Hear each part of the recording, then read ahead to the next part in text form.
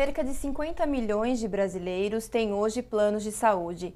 E quem nunca passou por problemas na hora de realizar um exame ou até mesmo procedimento aparentemente comum?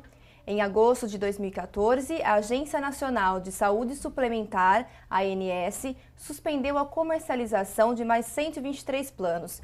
E é sobre esse assunto que vamos discutir hoje no nosso programa Momento Saúde. E para essa discussão, nós recebemos aqui em nosso estúdio o doutor Ricardo Quiminazo, que é diretor do PROCON de Campinas, e o doutor Luiz Antônio da Costa Sardinha, conselheiro do CREMESP, que é o Conselho Regional de Medicina do Estado de São Paulo. Muito obrigado pela presença de vocês, obrigado por toparem nosso convite. E eu começo o nosso programa perguntando para o doutor Quiminazo. Doutor, que tipo de reclamações, quais são as reclamações mais frequentes que chegam no PROCON? As reclamações mais frequentes que chegam no PROCON normalmente são de caráter burocrático. Demora na entrega de carteira, demora no agendamento de exames, demora na entrega de guias, de liberação de guias. Essas são as cobranças de mensalidades de forma errônea, em excesso. Essa é a grande maioria das reclamações que chegam no PROCON relacionadas aos órgãos aí os convênios médicos. E só para um número interessante, a ANS determinou que em 2013 as operadoras oferecessem 87 novos procedimentos a partir de janeiro de 2014. A dificuldade na aprovação de alguns procedimentos, exames, cirurgias, isso tem sido comum também? Faz parte, está no ranking do número de reclamações? Está no ranking de reclamações. São reclamações um pouco menos frequentes do que essas que eu listei anteriormente, porém são essas que vão aparecendo no decorrer do período. São essas, há muitas reclamações no sentido de procedimentos que são negados, e aí é necessário recorrer a essa listagem da ANS para que a gente possa saber e dar para o consumidor o respaldo para que ele possa brigar pelo seu direito, né, por assim dizer. E qual que é o procedimento que o PROCON dá nesse aspecto? Via de regra, a pessoa se dirige ao PROCON, a gente abre a CIP e, num primeiro momento, o primeiro procedimento que se faz, o próprio atendente lá na hora tenta entrar em contato com o plano de saúde, com a operadora, né, e tenta descobrir qual é o motivo que esse procedimento está sendo negado. E aí o próprio atendente do PROCON tenta, naquele primeiro atendimento, fazer estabelecer uma conciliação, alguma forma de demover a negativa por parte dessa operadora. Se não for possível, aí não for estabelecido nesse primeiro momento, então é feita uma carta, formalizada uma carta à operadora para que ela preste esclarecimentos das razões da negativa, documente isso, né? Então aí se instaura todo um procedimento administrativo para analisar, né, e também para auxiliar o consumidor a obter esse exame que foi negado, esse procedimento que foi negado. E existe um prazo, um limite de prazo para que esse procedimento seja adotado, tendo em vista que uma pessoa que necessita de um tratamento de saúde está esperando por uma resposta? Olha, a rigor não existe um número exato, mas nós temos casos que quando se nota a urgência, o PROCON passa a se esforçar para que isso se resolva muito mais rapidamente do que a tramitação normal. Normalmente, um procedimento desse, há 5 dias para a resposta, depois desses 5 dias as respostas são analisadas, entra-se em contato com o consumidor. Então, quando há uma urgência, quando se percebe que é um caso ligado à área de saúde, a gente tem lá o hábito de dar uma atenção especial para esse caso para que ele seja rapidamente respondido. Recentemente houve um caso de um plano de saúde que negou um procedimento relacionado a uma questão a paciente gostaria de saber se ela precisa fazer um exame para constatar se ela tinha um câncer ou não. E era uma coisa, obviamente, gravíssima. Então, houve um esforço, em especial no caso dessa senhora, para que ela fosse atendida rapidamente e esse exame fosse realizado. E só para um número interessante, de 2012 a 2014, a Agência Nacional de Saúde Suplementar, a ANS, recebeu 90 mil reclamações contra planos de saúde, é um número alto. Aqui em Campinas, vocês têm ideia de quantas reclamações chegam no PROCON, doutor? Eu não vou lembrar esse número de cabeça, mas está entre os, está muito, nesse momento, é um dos líderes do ranking. Provavelmente um pouco abaixo das teles e dos bancos, mas ainda assim tem uma quantidade bastante significativa de reclamações. Ok. Bom, agora em relação a... Existem muitas reclamações também relacionado ao atendimento nos consultórios, né? Muitas pessoas demoram muito tempo para conseguir um horário, uma data para uma consulta e muitas vezes ficam muito tempo esperando para ser atendido. As filas são enormes. E eu pergunto para o senhor, doutor, por que os médicos agendam tantos pacientes para atender os pacientes conveniados aos planos de saúde? Acho que tem duas coisas que precisam ser esclarecidas. Primeiro, quais são os personagens que atuam na saúde suplementar. Você tem a Agência Nacional de Saúde Suplementar, que é um órgão governamental, que se propõe a regulamentar uma relação à operadora de saúde. E é importante a gente falar, não é convênio médico, é um convênio de saúde, certo? E esse convênio de saúde tem o cidadão. O médico é um prestador de serviço da operadora de saúde. Esse contrato de trabalho, essa contratualização de trabalho precisa ser melhor esclarecida. Apenas esse ano que a Agência Nacional de Saúde falou que o médico tem direito a reajuste no seu trabalho. Só para dizer o quanto existe uma diferença muito grande nisso daí. É só para lembrar que o médico recebe um percentual do atendimento, né, de cada paciente. Isso é importante, pelo procedimento que ele realiza. Desde consulta até uma cirurgia, ou tem uma cirurgia plástica, ou uma neurocirurgia, ou mesmo um procedimento do que a gente chama de serviço de diagnóstico, como raio-x, exames de sangue, tudo isso aí. Esse processo todo tem um ponto que começa na consulta médica. A região de Campinas, e eu posso dizer isso daí claramente, no meu consultório 30% dos pacientes marcam e não comparecem. Então, existe um absenteísmo muito grande. E a gente não tem que achar que o cidadão é que é errado de jeito nenhum. É um modelo estrutural que ele não tem como. Ele é conflitante naquilo que você falou. A Agência Nacional de Saúde estipula um rol de procedimentos. Só isso já cria o conflito. Porque se eu tiver uma necessidade como cidadão que compra um serviço de saúde e ele não me dá esse rol, eu crio o conflito com o médico que solicitou imediatamente. Aí já é um outro problema. Então a Agência Nacional de Saúde Suplementar, ao invés de ter uma ação reguladora e que facilite o conflito, ela cria o conflito. E nós temos sorte de ter o PROCON que nos auxilia nisso daí. Auxilia como cidadão, inclusive. Tá certo? E como médico também para resolver os problemas. Porque uma vez que o paciente tem uma demanda que entra em conflito com o rol de procedimentos do serviço de saúde que ele compra, a maioria das vezes o PROCON pode resolver ou a Justiça pode resolver isso daí. Agora, doutor, os médicos já chegaram a fazer até paralisação, os médicos que atendem pelos planos, pelos convênios, chegaram a fazer uma paralisação alegando baixo repasse no valor da consulta. Hoje, o repasse que é dado aos médicos gira em torno de quanto? Existe uma tabela que é o que a gente chama de CBHPM, que é os procedimentos médicos e honorários médicos. Isso estipula hoje uma consulta médica de no mínimo R$70, R$75. Mas depende do plano de saúde, depende do modelo e contratualização de trabalho do plano de saúde. Isso é muito complicado, porque você tem na cidade planos de saúde que trabalham com o valor de R$30, planos com 45 e tem planos que trabalham com 70. Então essa diversidade também é complicada. E o valor dos planos são iguais? Não, a Agência Nacional de Saúde não é incapaz de regulamentar isso daí. E ela chega ao ponto de dizer assim, aumento para todo mundo de 7,5%. Mas 7,5% em que sentido? O que vai mudar quando eu aumento minha cobertura de saúde em 7,5%? O que o cidadão ganha? O que o médico prestador de serviço ganha? O que o hospital ganha? Então, a relação, apesar de ser juridicamente estabelecida, ela não é regulamentada. Então ela vem por partes, por etapas. Agora, em relação a isso que o senhor falou, que cada operador às vezes paga um valor, né, pela consulta. Isso acaba gerando migração, às vezes, de médicos para uma empresa, de uma empresa para outra, que há muita reclamação em relação a isso. O usuário está acostumado a se consultar com aquele médico e ele muda para outra operadora.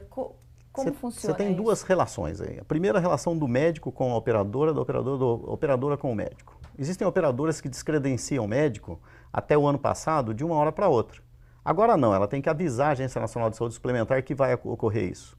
Mas até um ano atrás, não. Ela me tirava da lista e o paciente vinha até o meu consultório e não podia ser atendido. O outro dado é que quando o médico atende, tem essa relação de trabalho com a operadora, ele tem direito de suspender isso daí. Só que a operadora, na maioria das vezes, não avisa o seu usuário. E o usuário vai até o consultório, chega lá para marcar e o médico está há 60 dias descredenciado. E esse descredenciamento ocorre por qual motivo? Por vários motivos. Eu posso me descredenciar de trabalhar com você porque você parou de me pagar. Uhum. Ou então você me paga em partes. Ou então, apesar de o mês ter 30 dias, você me paga a cada 60 dias. Muitas vezes nas operadoras de saúde ainda não chegou ainda o calendário romano. Eles ainda estão em outro tipo de calendário. De 60 dias, de 90 dias de pagamento, o que é uma coisa comum dentro do sistema de saúde, inclusive o SUS. O SUS paga a cada 60 ou 90 dias do procedimento. Agora, existe também outra reclamação por parte dos pacientes de que quando o paciente ele propõe uma consulta particular, os médicos encaixam na agenda e passam na frente. Como representante do Conselho dos Médicos, né? Isso acontece, por que acontece, se há um código de conduta para que isso não ocorra, doutor? Primeira coisa é que a maioria das consultas são eletivas, não são de urgência e emergência. Segundo ponto, quem gerencia a agenda do médico é ele. Nós não podemos de jeito nenhum chegar num ponto e falar, olha, você tem que atender isso ou atender aquilo. O conselho desaconselha esse tipo de postura, não recomenda esse tipo de postura. Não é recomendável, uma vez que existe uma necessidade do cidadão ali na frente. Agora tem um outro problema que a gente tem que relatar também. Tem operadora de saúde que especifica quantas consultas podem ser realizadas no mês, ou quantos procedimentos podem ser realizados no mês, criando aí outro conflito. Colocando o quê? Um limite? Colocando limites. Isso não pode ocorrer. E o CREMESP recomenda que o médico não aceite esse tipo de postura. Ele não pode de jeito nenhum bloquear de acordo com o que a operadora quer, e sim de acordo com a necessidade do seu cliente, do seu paciente, tá certo? E o direito desse paciente de ser atendido. E o médico, assim, eu quero deixar bem claro, o CREMESP não recomenda esse tipo de postura, de que existem dois tipos de agenda. Tá. E o CREMESP também aconselha alguma coisa em relação ao número alto de agendamentos e o tempo de espera daquele paciente no consultório? Porque tem pessoas que chegam a ficar 2, 3 horas dentro do consultório, porque atrasam, né? Os atendimentos acabam se atrasando pela quantidade de pacientes agendados. Esse é o problema da não regulamentação da forma de trabalho do médico com a operadora. O médico trabalha por procedimento feito. Procedimento feito, quanto mais procedimento fizer, mais ele ganha. Mas existe alguma recomendação do CREMESP? A recomendação do CREMESP, tá certo, é de marcar no máximo 4 consultas a hora, tendo no mínimo 15 minutos entre cada consulta. Tá. Chega esse tipo de reclamação no PROCON ou isso não chega, não é frequente, doutor? Chega, não é a reclamação mais frequente, mas chega alguma sim. No caso, por exemplo, dos hospitais, não há nenhum tipo de... O sujeito vai no pronto-socorro, por exemplo, e ele encara uma fila de espera. Isso não é regulamentado, porque não é um procedimento que ele escolheu um profissional para isso. No caso dos consultórios particulares, aí é analisado caso a caso. Há algumas reclamações da demora do atendimento do médico, o consumidor ficou lá no consultório esperando, mas aí, como disse o doutor, aí é analisado particularmente as alegações do médico para essa demora e também as alegações do consumidor para a demora. Se era um caso eletivo, se nesse caso que era eletivo havia urgência, apesar de eletivo havia algum tipo de urgência, se não havia, se a justificativa do médico para essa demora era razoável. Então aí tem que particularizar cada caso. Mas a recomendação via de regra é essa. No hospital realmente não há como controlar. Ele vai para um hospital, não tem como controlar. Nas clínicas, aí realmente cada caso é um caso. Eu queria só pegar essa fala, doutor, se o senhor me permite, que é a procura espontânea. Os hospitais hoje têm uma procura espontânea de pronto atendimento que é muito grande.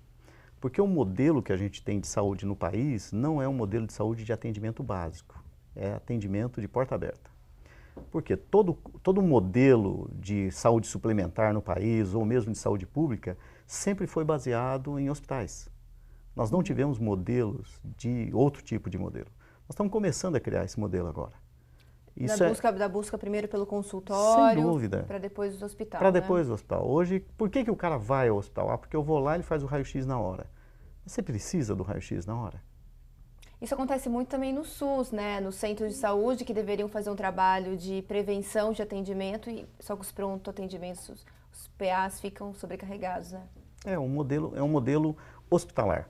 O estado que tem maior modelo hospitalar no país é o Rio de Janeiro, em que tem um monte de hospitais federais ainda, em que o atendimento é todo baseado em hospital. É um atendimento que não funciona. Ele pode ser resolutivo no primeiro momento, mas ele não resolve o problema da saúde do indivíduo. Eu sempre questiono muito as operadoras de saúde, em que é operadora de saúde. É uma coisa muito mais complexa do que você ter um atendimento médico. Ok, nós vamos agora para um breve intervalo e já voltamos para falar um pouco sobre os idosos, os direitos dos idosos em relacionado aos convênios médicos. Até já.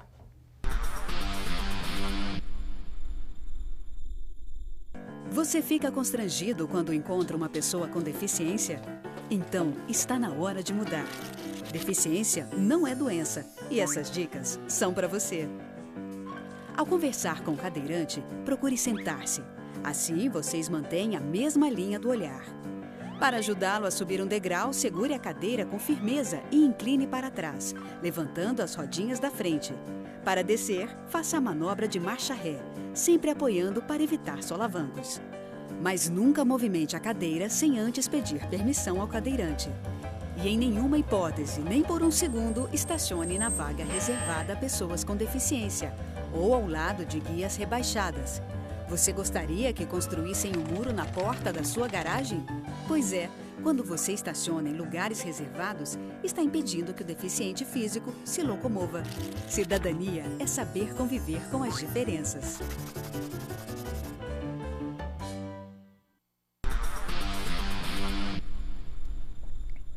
Olá, esse é o Momento Saúde e hoje estamos falando sobre os planos de saúde e os problemas enfrentados pelos clientes e consumidores. Para essa discussão, recebemos aqui em nosso estúdio o Dr. Ricardo Quiminazo, que é diretor do PROCON de Campinas, e também Luiz Antônio da Costa Sardinha, que é conselheiro do CREMESP, o Conselho Regional de Medicina do Estado de São Paulo. Lembrando que nós convidamos também alguém do FENA Saúde, que é a federação que representa os planos de saúde, mas ninguém topou participar dessa discussão. Bom, para continuar a discussão, nossa discussão sobre os planos de saúde, eu queria perguntar para o doutor Ricardo. Doutor, quando um plano de saúde ele não realiza algum procedimento, ele não autoriza aquele paciente a realizar o procedimento pelo convênio, o SUS tem de ser ressarcido nesses casos? Então, via de regra, em princípio, sim. Mas como foi muito bem lembrado aqui, agora de pouco, não há uma regulamentação ainda exata. E esse tipo de falta de regulamentação, né, explícita complica um pouco, mas em princípio sim. E geralmente, como que funciona, assim, só por uma questão de curiosidade, o governo chega a acionar esse plano de saúde para...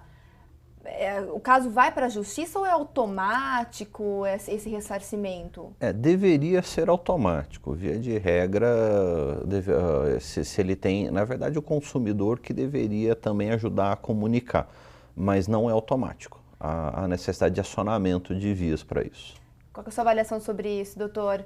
Existe o SUS acaba assumindo responsabilidades que não necessariamente seria dele, embora o SUS tenha o procedimento de atender da universalidade, né? Então, tem a universalidade, mas tem as responsabilidades do setor privado, né? Eu acho que a saúde suplementar, ela tem que pagar o SUS.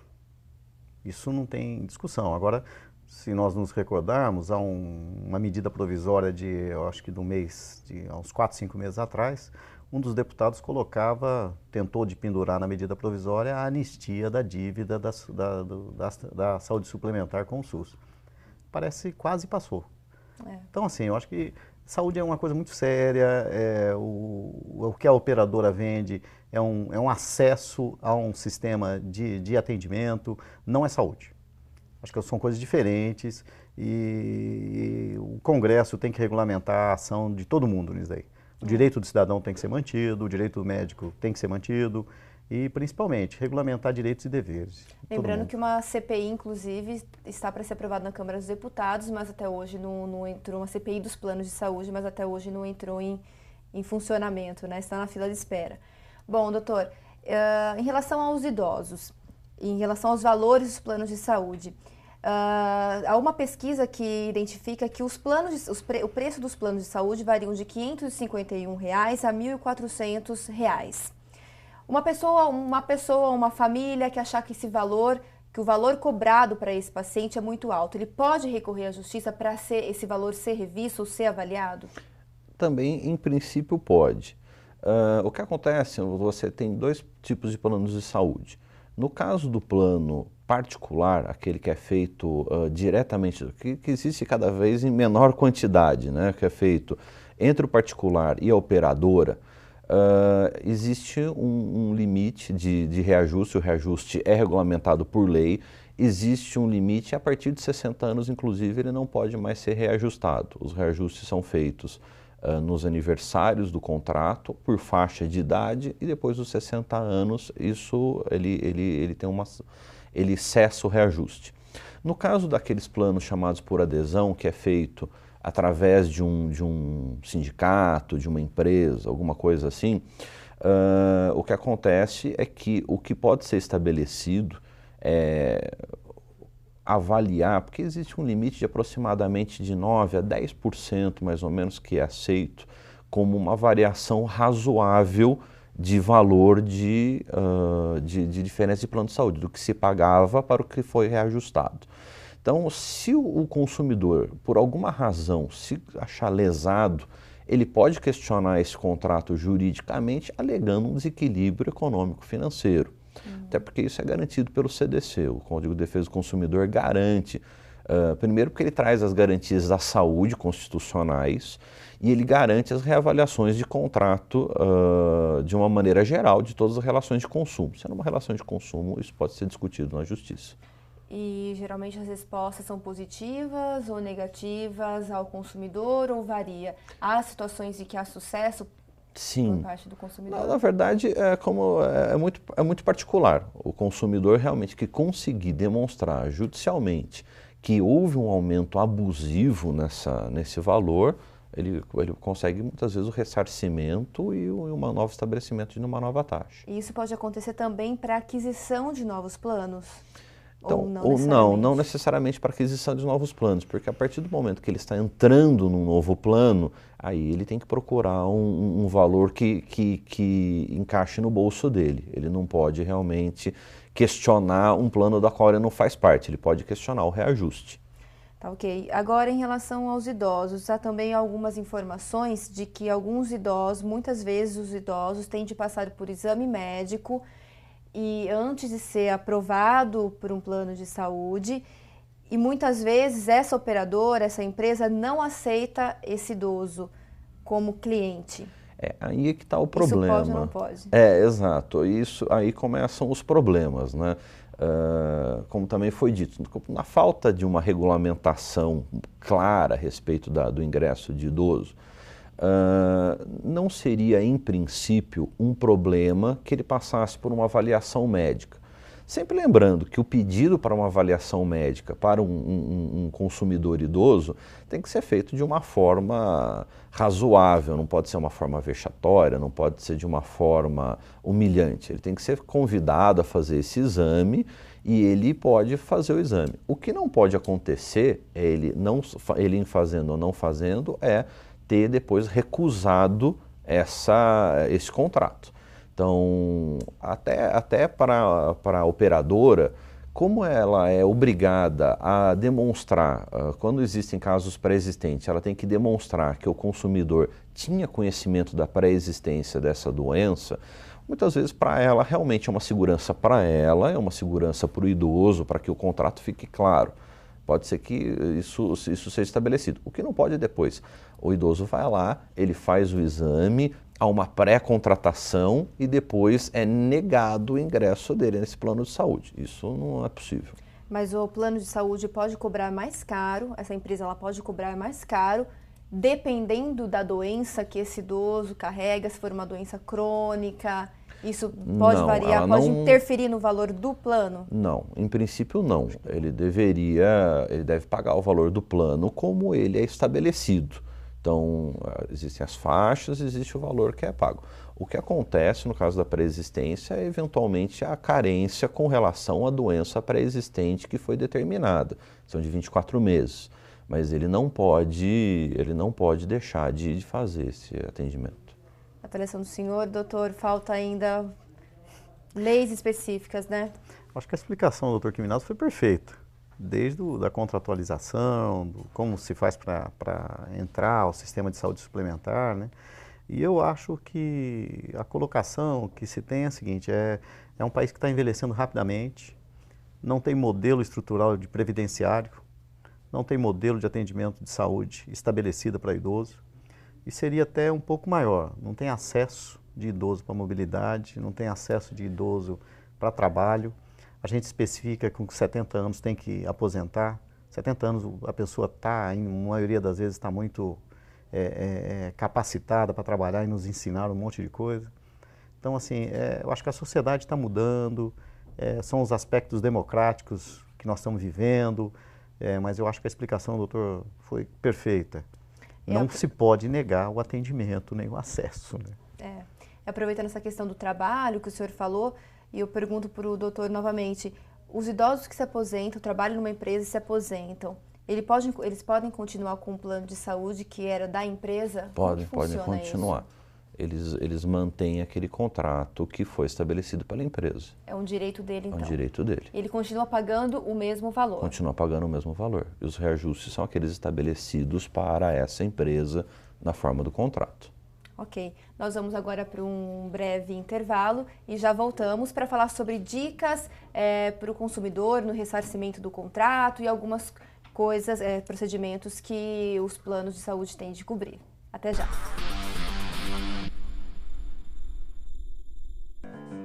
Você fica constrangido quando encontra uma pessoa com deficiência? Então, está na hora de mudar. Deficiência não é doença e essas dicas são para você.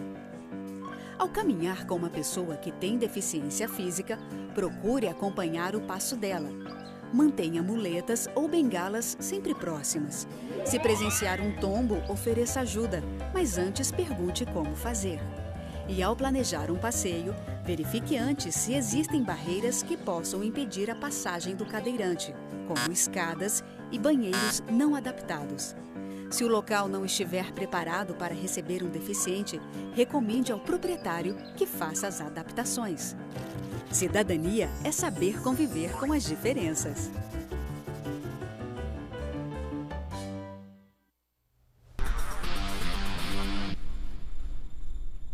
Olá, esse é o programa Momento Saúde e hoje estamos falando sobre os planos de saúde e os problemas enfrentados pelos consumidores. Para essa discussão, nós recebemos aqui em nosso estúdio o Dr. Ricardo Quiminato, que é diretor do PROCON, e também o Dr. Luiz Antônio da Costa Sardinha, que é conselheiro do CREMESP. Lembrando que nós convidamos também um representante do FENA Saúde, que representa os planos de saúde, mas ninguém foi indicado para participar do programa. Doutor, nesse bloco vamos dar algumas dicas, então, para o usuário, para a família que tem o plano de saúde e quais são os seus direitos. Então, eu gostaria de saber qual o procedimento, qual o direito do consumidor na hora do ressarcimento do contrato com a empresa? Veja, no caso do consumidor, ele tem o direito ele vai lá, ele solicita, não sendo atendido, pode recorrer ao PROCON, pode recorrer ao Poder Judiciário, Então, assim, o PROCON faz o seu papel, estabelece essa ponte entre o consumidor e a empresa. Então, na verdade, o que normalmente se pede é que o consumidor, quando tentou um contato prévio, leve sempre a documentação. Em acionando o PROCON, leve toda a documentação. As negativas para qualquer procedimento do plano de saúde devem ser por escrito. Então ele deve ter, do plano de saúde da operadora, uma negativa por escrito, fundamentada, ele leva ao PROCON e aí ele é encaminhado, é feita aí a discussão, estabelece-se a discussão com a operadora. Mas há casos em que a empresa nega esse rompimento do contrato, como que funciona esse procedimento? Quais são os direitos do consumidor quando ele quer romper o contrato? Tem que pagar uma multa ou não? Como funciona isso? Não, ele pode optar pela portabilidade, ele pode ir para um plano de outra operadora do mesmo valor. Sem pagar nada por isso? Sim, um plano equivalente ou de valor inferior, né? Tem que ficar estabelecido que a operadora para onde ele vai tem que estar operando normalmente, né? Ele tem que fazer essa pesquisa na ANS para que ele tenha para que ele também não saia de um plano com quem ele está tendo um conflito e vá para outro que ele vai ter outro tipo de conflito. Então, ele vai para outra operadora, mas via de regra não pode ser exigido dele nada que não esteja no contrato, inclusive multas, inclusive taxas excessivas. E aí também vai ser visto cada caso particularmente, quer dizer, o que foi estabelecido no contrato para que ele não seja lesado de nenhuma maneira. Que, aliás, é uma das reclamações que nós temos em grande quantidade no PROCON, que é justamente a falta de fornecimento de contrato e a falta de clareza nessa relação entre a operadora e o consumidor. E há casos, e é frequente o número de casos em que a operadora não permite esse consumidor a romper esse contrato ou migrar para outra empresa? Não chega a ser frequente. Não é um caso comum. Não é dos casos que a gente tem maior problema. Agora, em relação à carência, em que situações, como que funciona a questão da carência? Quanto tempo o usuário tem de esperar para começar a usufruir do plano de saúde? Como que funciona isso, doutor? Em casos de emergência, 24 horas. Nos demais casos, aqueles estabelecidos por cada contrato, né? Você tem cada contrato estabelece um período de carência e você tem que analisar particularmente. Lembrando, no caso da doença pré-existente, a doença pré-existente tem uma carência de 24 meses para ser iniciado o tratamento. Não é muito? Considerando que a pessoa precisa do tratamento? Muitas vezes pode parecer muito, mas também a pré-existência também faz com que a operadora seria uma forma de dar um equilíbrio de contrato para a operadora. Ela sabe que ela tem que se preparar durante esses 24 meses para assumir uma doença que o usuário já tem. E no caso de gravidez? Também normalmente são 300 dias que tem o período da gravidez, né? Também para que se estabeleça essa preparação, né, para que não haja uma contratação durante o período de gravidez. Então, ou seja, não é viável, nada interessante uma pessoa firmar um novo contrato com um plano de saúde, embora ela esteja precisando no momento que ela precise do plano de saúde, porque ela não vai ter essa assistência, essa cobertura. O ideal é que ela tenha a contratação já com bastante antecedência. Isso. Tá ok. Bom, e por favor, doutor, fala pra gente quais são os procedimentos que as operadoras têm de cobrir. Então, em determinados casos, doenças e lesões pré-existentes, o senhor estava falando, então não há essa cobertura. Não, a partir de 24 meses. Em situações de tratamento de rejuvenescimento, como aplicação de botox e finalidade estética, por exemplo? Então, aí, mais uma vez, os casos têm que ser analisados de forma particular. Por exemplo, um caso estético. Por exemplo, uma mulher que tem um problema nos seios que precise uma redução, algum tipo de alteração, porque esse problema está causando problema de coluna para ela, por exemplo. Quer dizer, isso gera. Do nosso ponto de vista, nós entendemos que isso deixou de ser estético e passou a ser um problema que coberto, sim, pelo plano de saúde. Um outro exemplo, o caso da cirurgias de miopia, astigmatismo. Existe aí uma questão médica, se eu não estou enganado, 6 ou 7 graus, o cérebro da pessoa não permite mais que ela consiga formar a imagem corretamente. Então isso deixa de ser uma cirurgia simplesmente estética para deixar de usar óculos, mas passa a ser uma necessidade de saúde para aquele usuário. Então, esses procedimentos precisam ser particularizados para que se saiba a que momento que ele deixa de ser, vamos dizer, uma questão estética e passa a ser uma questão para a saúde do usuário. E é comum esse tipo de reclamação chegar ao PROCON ou isso já é estabelecido pelos planos de saúde de forma tranquila? Não, são reclamações bastante incomuns, elas são feitas de forma bastante tranquila. Como eu disse, alguns procedimentos, o que existe de reclamação a divergência entre o rol que consta no site da ANS e algumas vezes o plano de saúde que não atualiza o contrato que ele tem com o consumidor. Essa reclamação é a mais frequente. Então, às vezes, o consumidor pede um tratamento que originalmente não constava do contrato dele, mas cujo plano padrão foi alterado no rol da ANS. Isso é mais frequente do que esses casos estéticos. Isso é mais ou menos estabelecido. Agora, em relação aos transplantes, por exemplo, isso já é estabelecido? Os planos de saúde costumam cobrir sem problemas? Nós também não temos reclamações com relação aos transplantes. Mas isso é obrigatório, né? Sim, os transplantes devem ser cobertos pelo plano de saúde. O senhor trabalha com isso, né, doutor? Costuma ter algum tipo de problema nos casos dos transplantes? Como é que vocês lidam com isso no dia a dia? São duas situações. A primeira são os doadores intervivos. A doação intervivo é totalmente coberta pelo plano, como o doutor já esclareceu muito bem. A doador de falecido, né, que nós chamamos, o doador falecido, ele entra dentro do Sistema Nacional de Transplante e na lista do Sistema Nacional de Transplantes e da Central Estadual. Aí a distribuição é feita de acordo com a lista. O plano de saúde não tem como saber, nem nós sabemos, né? Eu trabalho com doação, não trabalho com transplantes, né? Quem doa não transplanta, eu acho que isso tem que ser bem claro. E o plano de saúde já tem isso daí, regulamenta esse pagamento. Tá, okay. Acho que isso daí não é um grande entrave. Agora, um grande entrave que precisa esclarecer a sociedade. Ruga não é doença. As explicações que o doutor deu são todas de patologias. Sabe, aumento da mama muito grande, provocando dor importante, é um quadro que precisa ser melhorado. Ruga não é doença, ruga é envelhecimento natural da pessoa.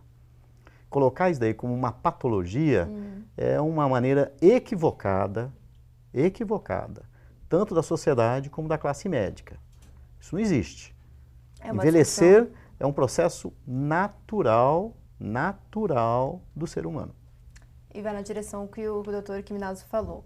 Bom, em relação ao tratamento clínico ou cirúrgico experimental, que são aqueles procedimentos que ainda não têm comprovação científica, os planos de saúde são obrigados a cobrir? Não, não são obrigados a cumprir. Esse tipo de procedimento que não é aprovado no Brasil, infelizmente não há como obrigar os planos a cobri-los. Inseminação artificial? Também não. Também não. Também não são cobertos. Nos casos de tratamentos de AIDS e câncer? Sim, são cobertos. Em todos os casos, em todas as situações? Sim. Se uma pessoa descobre que está com câncer no período de carência, como é que funciona isso? Cai na regra da lesão pré-existente. Se ele fez a contratação e no momento da contratação ele não sabia que ele possuía câncer, aí cabe... Como foi dito, aí o plano de saúde tem que comprovar que no momento da contratação o consumidor tinha ciência. Se ele não tinha ciência, isso surgiu num exame de rotina, já durante o transcorrer do contrato, ele tem que ser coberto normalmente. Então, muitas vezes acaba causando uma batalha judicial, né, doutor? Pode acontecer, porque muitas vezes os planos acabam recusando alguns tipos de procedimentos. Bom, em relação aos fisioterapia? Fisioterapia também deve ser atendido. A gente sabe que alguns planos autorizam por pacote, né? São 10 sessões, mais 10, mais 10, e ele vai fazendo reavaliações, mas o plano não pode impor limite às fisioterapias. O usuário tem direito a ter fisioterapia do início dessa patologia, dessa lesão, até a sua total recuperação. E o fato de fazer essa autorização fracionada por sessões, por determinadas sessões, acaba gerando também reclamações por parte dos usuários, porque gera um desgaste também daquele paciente que tem que sempre brigar por uma autorização. Isso chega até o PROCON e como lidar com isso? Chega até o PROCON. Na verdade, não tem, a maior reclamação é a dificuldade, quer dizer, ele faz uma bateria de fisioterapias, depois ele é instado a voltar na operadora para fazer, ou o médico tem que fazer um relatório pedindo uma nova quantidade. Então, a demora, muitas vezes, o maior problema que o PROCON enfrenta é a demora que acontece muitas vezes entre as últimas sessões e o reinício da fisioterapia. Essa é a reclamação que nós temos. Normalmente, a negativa são muito pequenas, são casos muito pontuais, e esses acabam tendo que passar também por uma avaliação médica, vira uma discussão particularizada. No geral, a reclamação é entre o fim de um lote de fisioterapias e o início de outro, que acaba demorando mais do que o usuário não só gostaria, como precisaria para sua recuperação plena. Existe um prazo para que a operadora faça essa autorização? Não existe um prazo fixo estabelecido, mas aí impera o princípio da razoabilidade, né? Ele tem que ter uma continuidade ele tem uma sessão semanal. Vamos dizer, se eu for liberado, vamos dizer, uma operadora que usa o blocos de 10 fisioterapias, a 11ª tem que ser na semana seguinte para que o tratamento tenha sua continuidade, recomendado pelo médico. Tá, ok. Atendimento psicológico é coberto pelos planos? É coberto. Alguns também colocam limitações, mas ele é coberto. Mas nos casos de encaminhamento médico, nos casos de uma pessoa eventualmente queira fazer um tratamento, uma terapia, isso... Ele precisa do encaminhamento, mas... De um psiquiatra, sim, de um profissional. Mas o profissional precisa encaminhar, mas o plano de saúde, em havendo indicação para o tratamento, esse procedimento precisa ser coberto. Medicamento de alto custo, as operadoras são obrigadas a fornecer ou não? Também depende do caso. Alguns procedimentos sim, alguns não. Tá, depende da doença aí estabelecida. Agora, doutor, na sua avaliação, quais são o desgaste para o paciente, para o familiar de uma pessoa doente, quando tem que passar por todo esse processo burocrático da aprovação, da demora, do encaminhamento de pedidos? Como médico, como é que o senhor avalia isso? Eu avalio isso daí como um modelo colonial, né? Nós somos colonizados num modelo extremamente burocrático em que a gente precisa de um carimbo para tudo. Então você precisa fazer, o paciente vem no meu consultório, eu tenho que fazer uma guia para ele, tenho que mandar uma carta justificando. E o modelo é tão igual, mas é tão o mesmo, que a Previdência tem o mesmo modelo. Você não pode, a cada 3 meses você tem que refazer o atestado de que está incapaz. A cada 6 meses você tem que mandar um outro relatório dizendo que o paciente está vivo. O sistema nosso, burocratizado, ele vai se repetindo. E isso acaba no cidadão, acaba no profissional. É o mesmo modelo. Por quê? Porque a situação é tão igual que você lança um plano de saúde e de todo ano você tem que confirmar para a ANS que você tem esse plano. É uma situação burocrática de desgaste do cidadão. Se todas as instituições públicas respeitassem o cidadão, o PROCON poderia fazer um outro tipo de postura. Não precisaria ter o PROCON. Não assim, não quero aqui desfazer de jeito nenhum da ação dele, mas se você tem uma cidadania totalmente completa, você não precisa disso. Agora, eu preciso provar que eu estou vivo. Eu preciso ir todo mês no médico para falar que eu estou vivo. Eu preciso ter um médico para fazer a fisioterapia. E eu preciso da Agência Nacional de Saúde para dizer o que eu posso ter direito ou não. É uma incoerência, porque eu estou comprando um serviço, e esse serviço começa quando? E o doutor deve lembrar, no tempo em que os planos de saúde limitavam os dias que ficavam na UTI. Eu sou médico, neurologista e sou médico intensivista. Trabalho com medicina intensiva há mais de 20 anos. Nós chegávamos a um ponto, alguns anos atrás, de você estar trabalhando e a família está na porta, porque o paciente estava na UTI particular e o plano de saúde falou que não cobriria mais a UTI. E a gente tem que pegar o paciente e arrumar um leito dele de qualquer maneira para vir para o SUS. Isso não faz muitos anos, não. Então, essa melhora é gradativa do respeito da cidadania. Isso vai melhorar quando os planos, o governo, o Estado brasileiro notar que ele não faz projetos de governo, ele faz projeto para o cidadão, eterno, não uma coisa pequena. E embora tenha muito que avançar em relação à regulamentação, à legislação, tem sido essa questão tem avançado muito, né? A ANS tem suspendido planos, tem aumentado o número de procedimentos. Vamos acreditar que tem melhorado em relação a isso, né? Bom, o programa está chegando ao fim. Eu agradeço muito a presença de vocês. Obrigada por toparem nosso convite. E eu queria que vocês dessem suas conclusões e o doutor também desse a dica de quem precisa, né, tenha seus direitos lesados, como procurar o PROCON, como procurar seus direitos, doutor. Sim, na verdade, como eu faço coro ao que foi dito pelo doutor, porque, de fato, hoje a coisa evolui um pouco mais devagar do que nós gostaríamos, né? Realmente, eu imagino da parte do médico, ouvindo ele aqui, dessa dificuldade realmente, que é muita burocracia, o papel que vai, o papel que vem, é o PROCON que tem que ficar intervindo quando há lesão de direito. Então, realmente, nós precisamos de novos modelos aí que a vida do cidadão seja mais facilitada, tenha tramitações mais céleres.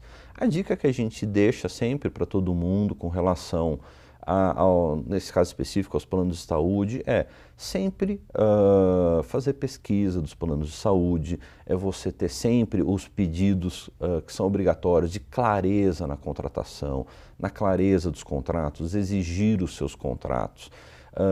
A negativa, você teve qualquer problema com o plano de saúde, peça a resposta por escrito, com justificativa, apontando a cláusula do contrato na qual se baseia, ou então qual é a regulamentação que eventualmente se baseia.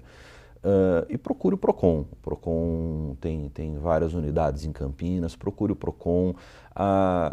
Eu insisto muito nisso, o caráter do PROCON não é punitivo, é um caráter, a gente procura sempre a mediação, a gente procura sempre a coisa instrutiva, tanto para o plano como para o cidadão. A ideia do PROCON não é sair distribuindo simplesmente multas por aí, mas que essa urbanidade que se espera das relações com o cidadão seja devidamente cumprida. E o Momento Saúde fica por aqui. Você pode acompanhar a nossa programação pelo canal 4 da NET e também pelo YouTube. Até a próxima!